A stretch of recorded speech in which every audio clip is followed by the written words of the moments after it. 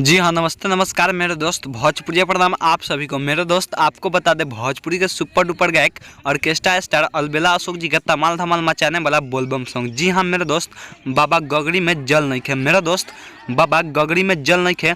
पूरी जानकारी के लिए बने रहिए वीडियो के साथ में। और अभी तक हमारे चैनल को सब्सक्राइब नहीं किए हैं तो कर लीजिए सब्सक्राइब और दबा दीजिए बेल आइकन को, भोजपुरी की हर एक छोटे बड़े खबर जानने के लिए। जी हाँ मेरे दोस्त, आपको बता दें, भोजपुरी के सुपर डुपर गायक ऑर्केस्ट्रा स्टार अलबेला अशोक जी का धमाल धमाल मचाने वाला सावन सॉन्ग। मेरे दोस्त बाबा गगरी में जल नहीं खे। जी हाँ, बाबा गगरी में जल नहीं खे 2020 का सबसे बड़ा हिट सॉन्ग है। मेरे दोस्त इतना ही नहीं, आपको बता दो ये सॉन्ग 5 जून 2020 को सुबह 5:45 पर रिया फिल्म्स के माध्यम से रिलीज किया जा रहा है। मेरे दोस्त, जबकि इस गाने का राइटर हैं अजय बिहारी, चंचल चंदेश्वर, संगीत से सजाए हैं ऋषि राज, निर्माता तेज नारायण जी। मेरे दोस्त, जानकारी अच्छी लगी हो तो लाइक और कमेंट, और हमारे चैनल पर नया है तो चैनल को कर लीजिए सब्सक्राइब। मैं कृष्णा शर्मा, फिर मिलते हैं नई नई और ताज़ी खबरों के साथ में।